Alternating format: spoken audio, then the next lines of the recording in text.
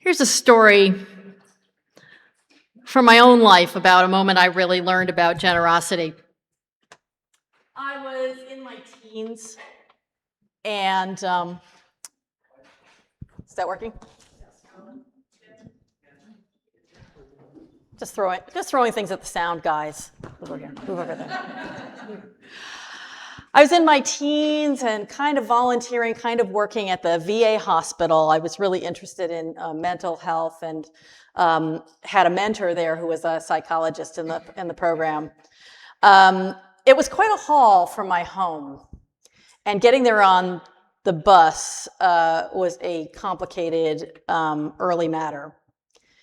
And not long after beginning there, I connected with a coworker who, unlike me, had access to a car. She went into work not far from where I lived to the VA each day and back. And so she said, well, let me give you a ride, and started to be my ride morning and afternoon, which had the effect of making my mornings and afternoons much easier and also making me feel beholden. So I said after a few days of this, I can't get the car. I'm never going to be able to pay you back for this. And she was the first person to ever introduce me to this concept. She said, don't worry about it. Just pay it forward.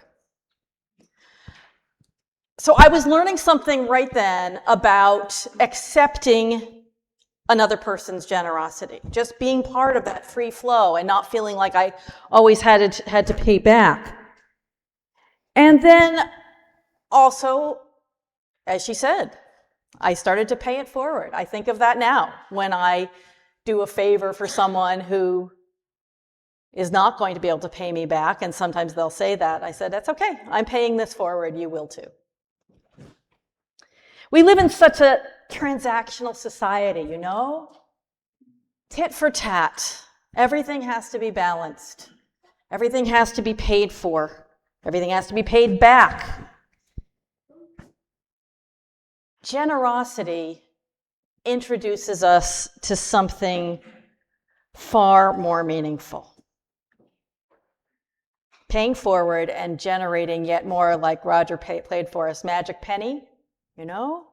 Hold on tight and you won't have any, but if you lend it, you spend it. You have so many, they fall all over the floor. That goes for magic money, it goes for love, it goes for acts of kindness. And that's why this is a spiritual value. Can you put the words up here from the, so this is the last of, not the last of our sermons, because we're going to speak about love, which draws all these values together, but it's the last in our mnemonic, JETPIG. Justice, equity, transformation, pluralism, interdependence, and now generosity. I have to tell you, when I looked up this, looked up the exact words to prepare this service, I didn't feel great. Generosity. We cultivate a spirit of gratitude and hope. We covenant to freely and compassionately share our faith, presence, and resources. Our generosity connects us to one another in relationships of interdependence and mutuality. I guess I really had this campaign of ours on my mind, and the inescapable fact that this is a part of our season of generosity, our season of asking each other to give. And so at first I was interpreting this very narrowly. I thought, why did we Unitarian Universalists put something into our values that was basically support your church?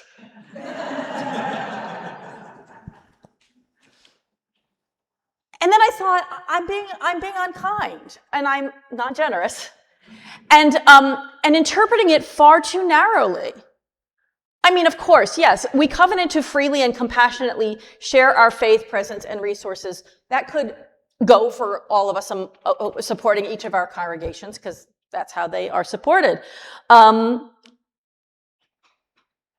there's so much more here. I was thinking about too narrow a we. We covenant to share, not just with the people here in this room, the people here in this congregation. Our generosity connects us to one another. And I was thinking too narrowly about who the us and one another is. Isn't it everybody? Isn't it all people, all beings? Thanks, Michael, you can take that down now. So, spiritually, it really has to be. It has to be everybody. Otherwise, you get this very narrow sort of giving, right? That charity begins at home idea, which if anybody tries that out on you, no, it isn't from the Bible. And it's usually qualified by the people who have said it, way back, like John Wycliffe and Charles Dickens. It doesn't mean just take care of your own. Although it's a reminder that we mustn't neglect the people closest to us in our generosity. There's this, little circle of self, and Jonathan has spoken beautifully of how important it is to be generous with ourselves and how hard it is to be generous with others if we don't feel like we deserve anything. Absolutely. And then there's the circle of our family or the people we love and know the most, and then a wider and wider group like organizations like this that we belong to. And then one hopes the whole world. Once we open it out, then generosity has this tremendous sense of possibility, of not being just about watching out for the people right near us, which becomes very transactional, right? I'll take care of them and then I'll be taken care of and all will be well. Instead of putting it out there with some trust that my needs will be cared for. Of course, I do want to say that sometimes scarcity is real. And we really do have to hold on quite tightly to what we have and grab what we can because we're living in a refugee camp or in other dire straits. Scarcity, unfortunately, is all too real in this world. And yet, it is absolutely true that we can hold on to that sense of scarcity in situations where it does not apply, maybe never applied to us. It's just taught to us as part of our culture. In a very transactional culture, everything is scarce. If you put out and you didn't get back exactly how much you put out, then you are in a situation of scarcity. And it's something we need to unlearn. One of the things we come here to do, to unlearn that and learn a greater generosity of spirit, because as the great Saint Tom Petty said, you don't have to live like a refugee. In fact, people who are poor give much more than people who are rich. They give a greater proportion of what they have. They leave themselves with much less on which to get along because, most of us, I'll speak about myself as a member of the global 1%. I could give away quite a lot of what I have and still have far, far more than the poorest in our community. So that idea of possibility, that what we want to pay forward allows us to be a channel for life's abundance, which is so generous, just keeps flowing. So are we going to be in that stream and let it flow through, or are we going to stomp it up? There's a moment that always stays with me. Vale Weller, a minister in our area who still serves the Unitarian Universalist Association in her ministry for many years after being in the congregation in San Mateo. She gave a sermon once that I saw where she invited us all to do this, and so I'm going to invite you to do it too. She was encouraging people to give, I think, to the annual program fund, but she was speaking about generosity, and she said, do this. Squeeze your fist really tight. Tight, tight, tight. And now let them go and open them up. I almost can't keep from holding my breath when I do this. And how does that feel? This is the flow of generosity, of life's abundance that moves through the world. It's not a coincidence that it sounds like generative. It's all from the same thing, all from the same proto-independent Indo-European root, to give birth or to beget, to give life, to create more life, to be generative. So the question is, how generative do we want to be, and how does it feel to be generative? Which is not an attitude of scarcity. It's an attitude of giving something into the future, into the unknown. Erik Erikson was a psychologist who spelled out these developmental stages of life. And he talked about the developmental stage of middle age. He called the generative period. He said each time of life, from infancy up to the greatest age, has a basic choice. And the choice of middle age, the thing that we must resolve in our middle years, is generativity versus stagnation. So that makes sense. You think about these are the years of maybe creating a family, of working for your community, of much give and take and so on. Are you going to just stagnate? Are you going to do that?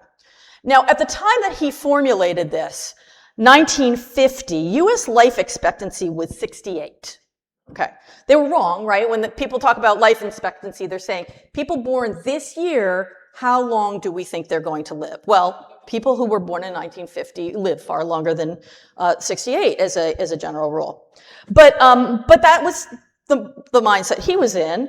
It was a shorter lived time. And he described those generative years as only 30 to 64.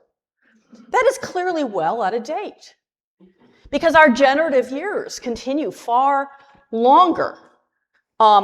He described 65 and up, which he thought of as the last few years of your life, most likely, right? In those days. As ego integrity versus despair. These are the years that you look back, you reflect, can you put your life all together and say, here is what it meant, or do you look back with deep regret and possibly even despair? That's a good phase of life for your last few years. But very few of us are there. Fortunately, our generative years have carried on much longer than Erikson could have imagined. So here we are. Almost all of us, whether we're younger than that phase or older, thinking, what do I give? How do I give rather than stagnate? How can I be not a stagnant pool, but part of this stream of life that moves through everything? How can I keep it moving through me? Receive and pay forward. Accept what is due me, even if it feels like, is it really due me? Do I deserve anything? Say, yes, I do. And so I can give freely. Living like this, stuff like this. Really, what we're talking about, just to throw one of those, theological curveballs in my last couple minutes here, generosity is an expression of deep faith. One of the things that helps me understand the concept of faith, really. This woman gave me a ride, and in so doing expressed faith that it wouldn't end there. That she wasn't giving in vain, that I would give as generously or more, and so the flow would keep going. She didn't need to get it back in order to know that she was part of generativity, generosity. And if I might correct the children just a little bit, I agree with Kate. It's not that you share more than you are going to get back. Generosity is sharing, not knowing exactly when or what you'll get back, and not getting it back necessarily from that person, right? It's not an exchange. It's a gift. But it's an act of faith that I will receive as abundantly or more. And in fact, that openness is all that allows us to be a part of that stream of abundant life.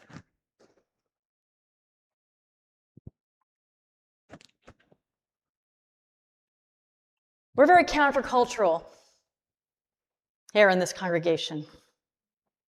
I mean, countercultural in that our culture is so much about buying and selling. You give, you receive. Everything has to balance out. And one of the things we're committed to is making sure everybody has enough, but not because they earned it, but because we all deserve it.